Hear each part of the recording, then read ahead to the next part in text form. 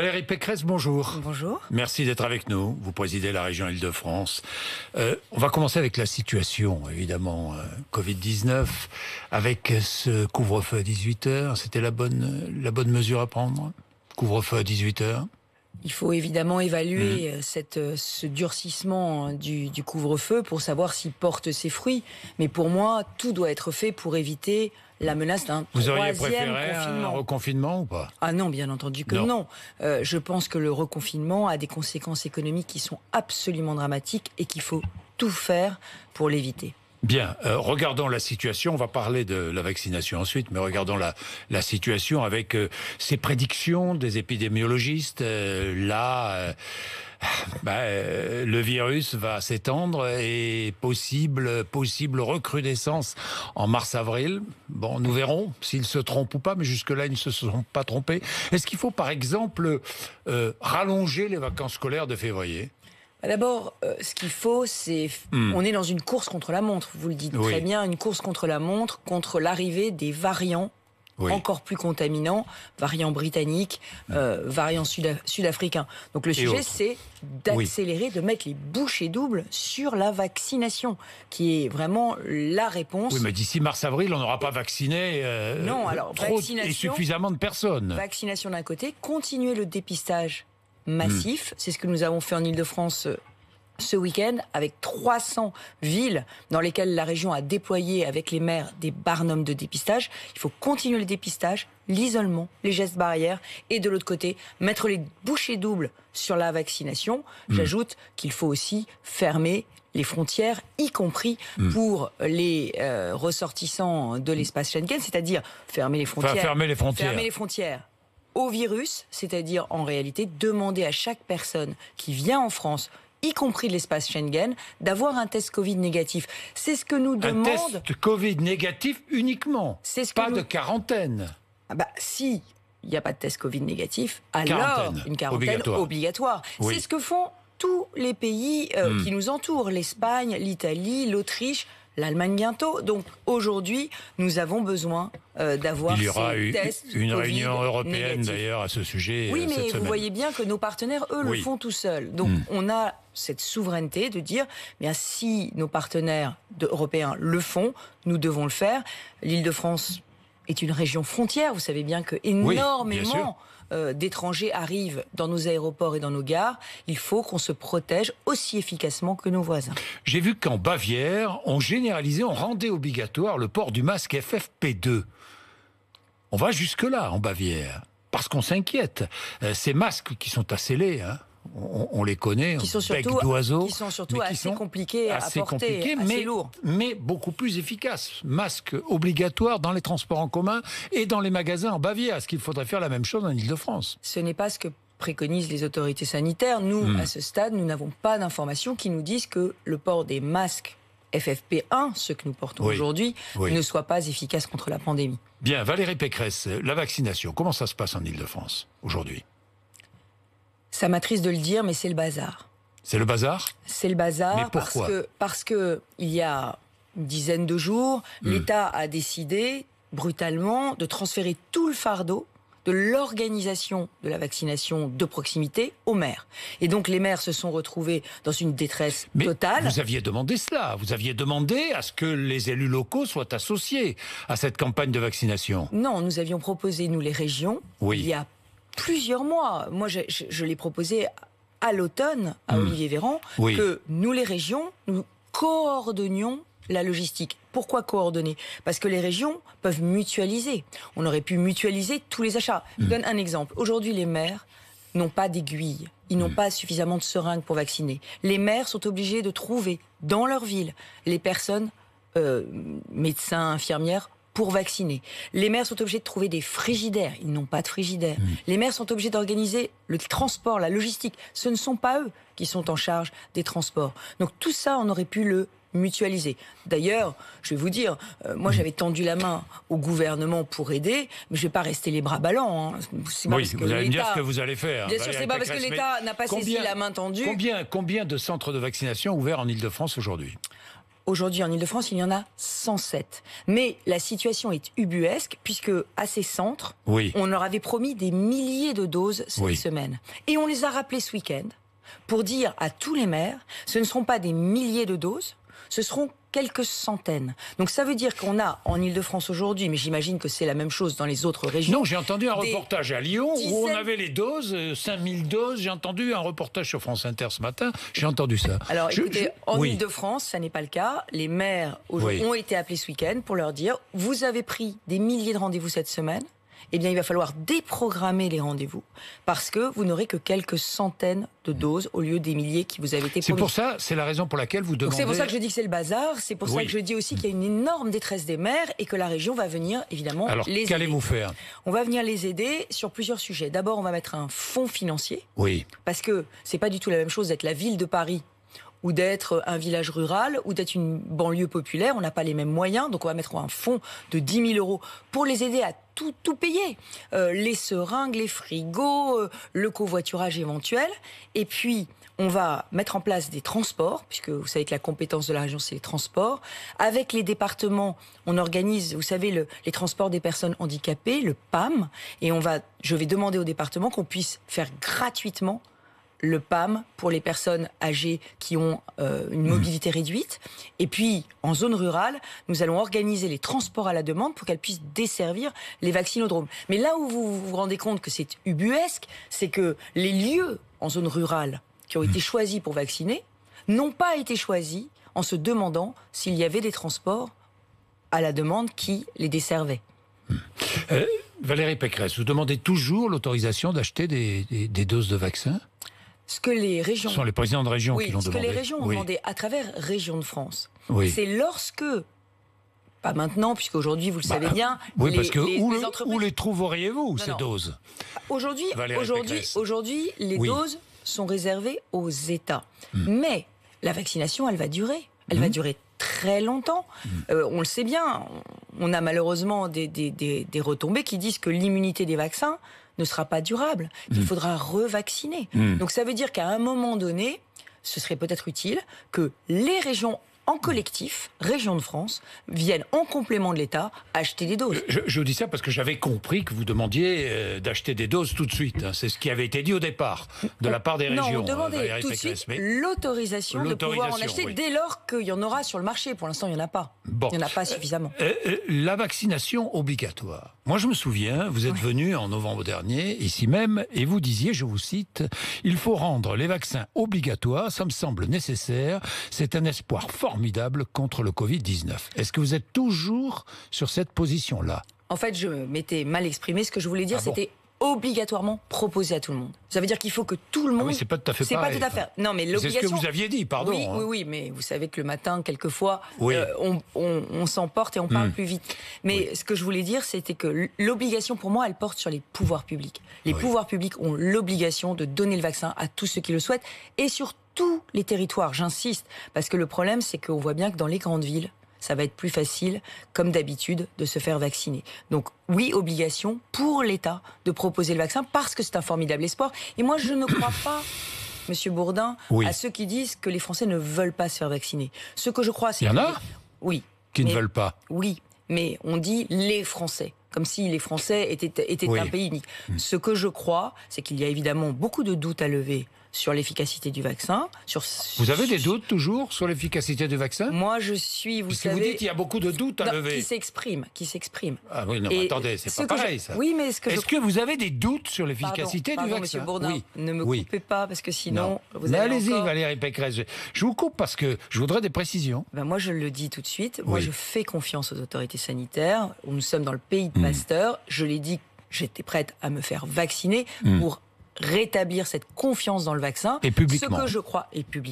Ce que je crois d'ailleurs, c'est que tous les responsables politiques devraient se faire vacciner pour montrer aux Français. Parce que c'est pour ça, je vous dis, il y a des doutes qui s'expriment. Mais les doutes, ils s'expriment parce qu'il faut qu'on montre l'exemple. Et en revanche, je suis sûre que si tout le monde montrait l'exemple et s'il y avait, cette confiance, eh bien les Français iraient se faire vacciner. Et le passeport vaccinal, vous êtes favorable ou pas ? Parce qu'il y a débat aussi. Les Français, ils sont favorables. Pour moi, ce débat, il est prématuré. Il est prématuré parce que le vaccin, il protège ceux qui sont vaccinés. Mais on ne sait pas encore s'il empêche la contamination. C'est-à-dire qu'une personne vaccinée pourrait continuer à porter le virus, continuer à le propager. Si dans un restaurant, une personne vaccinée contamine une autre personne vaccinée, ce n'est pas grave. Hein? Ah bah si, c'est grave. Et pourquoi ? Ah, une autre personne vaccinée. Pardon, excusez-moi, j'ai compris. S'il entre dans le restaurant que des personnes vaccinées, où est le problème ? Protégées.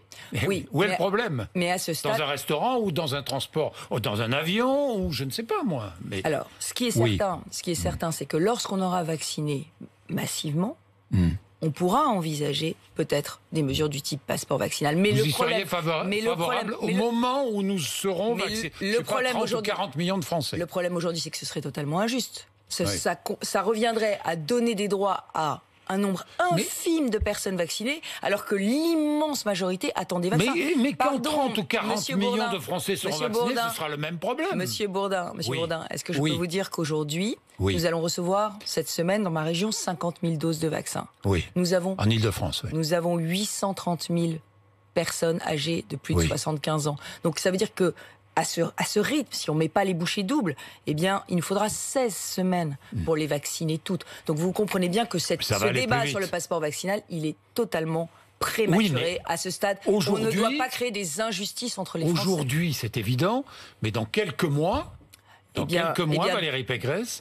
Quand la population aura pu massivement se faire vacciner, c'est-à-dire que toutes les personnes qui le souhaitent auront pu se faire vacciner, alors ce débat aura toute sa pertinence et nous pourrons le mener. J'ajoute... Et vous y seriez favorable ? Il y aura forcément, la question se posera forcément. Je vous donne un exemple. Il y aura des pays qui demanderont un certificat de vaccination pour le tourisme. Bien sûr. Et la Grèce le souhaite déjà. Et la France elle-même devra... Chypre le souhaite, le Danemark le souhaite. Et nous devrons nous-mêmes nous poser la question. Parce que nous sommes un grand pays touristique. Qui allons-nous accueillir cet été ? Est-ce que nous demanderons que ce soient des personnes vaccinées ? Donc ce débat, il aura lieu dans les prochaines semaines. Et vous êtes favorable, vous serez favorable au passeport vaccinal ? Ce débat est légitime. Moi, j'attends de savoir ce qu'il y a dans le contenu du passeport et qu'est-ce qu'on donne comme droit supplémentaire aux personnes vaccinées. C'est impossible d'en donner aujourd'hui, ce serait trop injuste. Bien, la région vient en aide aux étudiants, j'ai vu cela. Comment ? Alors d'abord, il faut savoir que les étudiants, c'est une génération qui est totalement désespérée aujourd'hui. Parce que les universités sont fermées, donc ils sont confinés. Ils ont perdu leur petit boulot, leur boulot étudiant qui leur permettait de financer leurs besoins et leurs études. Donc nous avons une immense détresse de la jeunesse qui ne doit pas être la génération sacrifiée du Covid. Donc la région va mettre en place un plan de secours massif avec 4 types de dispositifs. D'abord, nous allons nous occuper de la santé mentale en ouvrant aujourd'hui un site qui s'appelle écoute-étudiant au pluriel.fr, écoute-étudiant-île-de-france.fr et écoute-étudiant-île-de-france.fr. Il y aura dessus 150 psychologues.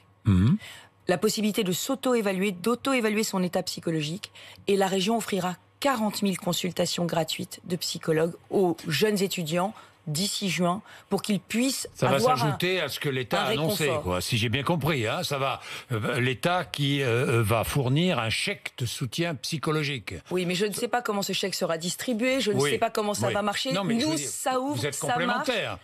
De toutes les façons, on vient en plus et nous, ça marche, ce sera efficace, c'est ouvert et les psychologues sont là et c'est gratuit. Donc, on a déjà un premier site. Ensuite, la question du logement est cruciale. Vous savez qu'un grand nombre d'étudiants, je l'ai dit, ne peuvent plus travailler, que certains de leurs parents sont dans des situations très précaires.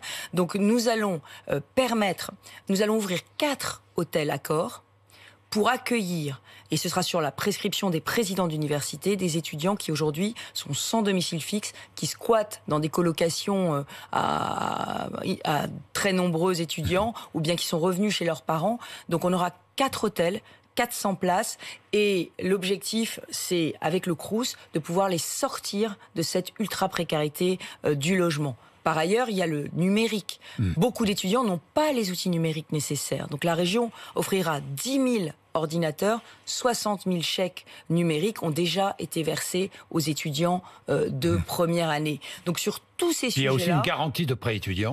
Absolument. Valérie Pécresse, là vous doublez la mise de l'État, si j'ai bien compris. Absolument. Vous savez que quand j'étais ministre en 2008, nous avons mis en place un système où l'État est caution à la place des parents. Exact. Et caution à la place des parents, simplement, il y a trop de demandes.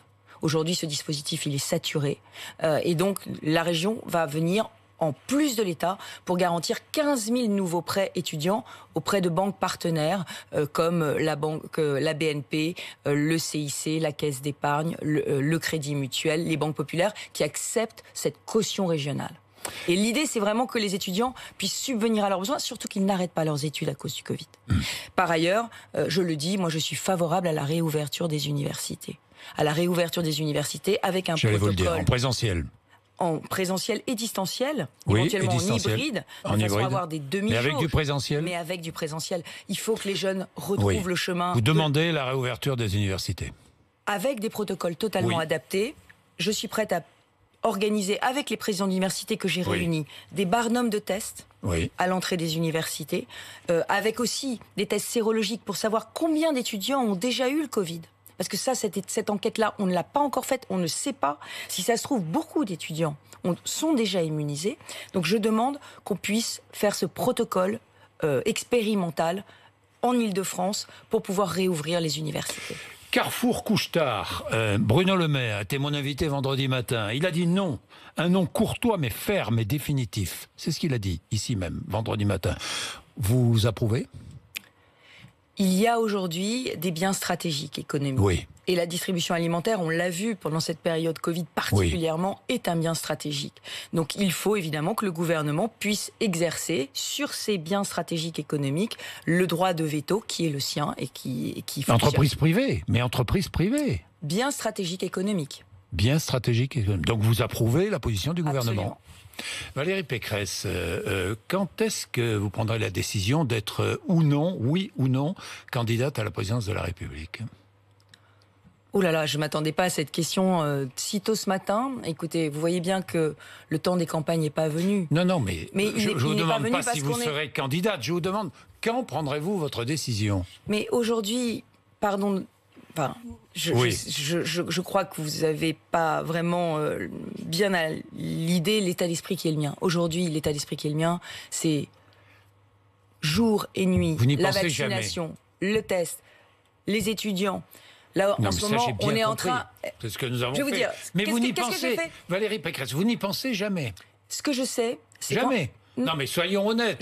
Jamais. Je vous réponds. Ce que je sais, c'est qu'en 2022, il y aura une campagne présidentielle. Et ce que je sais, c'est que cette campagne présidentielle, elle sera cruciale pour l'avenir du pays. Et que j'y prendrai toute ma part, parce que je suis une femme politique, que je porte la voix de la première région de France, et que j'aurai des choses à dire dans cette campagne. Mais c'est pour ça que je vous pose la question. Vous prendrez votre décision quand ? Après les régionales. Mais à ce stade, Monsieur Bourdin, je vous le dis, les Franciliens... Les 12 millions de Franciliens m'ont élu pour les protéger. Et aujourd'hui, c'est ce que je fais, ce que j'essaye de faire. Et toutes les semaines, j'essaye de trouver des nouvelles idées pour les protéger davantage. Je vous donne un exemple. La semaine dernière, qu'est-ce que nous avons fait ? Pour éviter le 3e confinement, nous avons travaillé avec les hôpitaux, nous avons travaillé avec un grand groupe privé, Philips, avec des centrales d'achat, pour pouvoir permettre aux hôpitaux franciliens de ne plus avoir 1200 places de réanimation, mais 1700, 500 places de réanimation éphémère pour qu'on puisse éviter la saturation hospitalière qui a provoqué le confinement. Vous savez bien, on a confiné parce qu'on avait peur de saturer l'hôpital. Donc la région, dont ce n'est pas la compétence, est aujourd'hui en train de réfléchir à comment accroître les compétences hospitalières. Et nous l'avons fait la semaine dernière avec un partenariat matériel et formation qui permettra d'augmenter de presque 50% nos capacités de réanimation. C'est ça aujourd'hui mes préoccupations hebdomadaires, Monsieur Bourdin. Alors, je sais qu'il y a des personnes qui ne rêvent que de la présidentielle, qui rêvent mais vous matin, y pensez comme tout le midi monde, et soir. Et c'est normal. Je n'ai pas dit que je ne pensais pas. Quand on est responsable politique de haut niveau, je n'ai pas dit que je ne pensais pas à mon pays, normal. Mais ce que je dis, c'est qu'aujourd'hui, je suis dans la lutte Covid. Bien, Valérie Pécresse, MeToo inceste, des millions millions, j'exagère, mais des milliers, des dizaines de milliers de témoignages après l'affaire Duhamel, la parole des victimes d'inceste qui se libère. Est-ce qu'il faut rendre le crime d'inceste imprescriptible ? C'est une question très douloureuse, effectivement. Ouais. Moi, d'abord, je suis très heureuse que la parole se libère enfin. Il y a vraiment un effet levée d'omerta qui est très sensible ces dernières semaines. Aujourd'hui, vous le savez, la prescription a été repoussée de 30 ans. Je pense que c'est déjà un geste très significatif. C'est suffisant ? Ce qui en réalité aujourd'hui est le plus douloureux, c'est pas que ce soit 30 ans d'imprescriptibilité, c'est énorme 30 ans. Ce qui est le douloureux aujourd'hui, c'est que malheureusement la loi n'a été passée qu'il y a quelques années. Et qu'il y a aujourd'hui des personnes qui ont notre âge et pour qui c'est prescriptible encore. Et qui, eux, ne peuvent pas porter plainte. Typiquement, le cas d'Olivier Duhamel, aujourd'hui, est prescrit. Alors même que si on appliquait la nouvelle loi, telle qu'elle a été votée, 30 ans de prescription, il ne le serait pas. Donc le vrai problème aujourd'hui, c'est qu'on est dans une période transitoire où des personnes qui ont été victimes ne peuvent pas porter plainte. Et ça, c'est extrêmement douloureux, mais on ne peut pas le faire, c'est constitutionnel, puisque vous le savez, la loi pénale plus sévère ne peut pas s'appliquer à des faits qui ont été commis avant qu'elle soit passée. C'est ça qui est douloureux aujourd'hui. Merci Valérie Pécresse d'être venue nous voir ce matin sur RMC et BFM TV. Il est 8h54.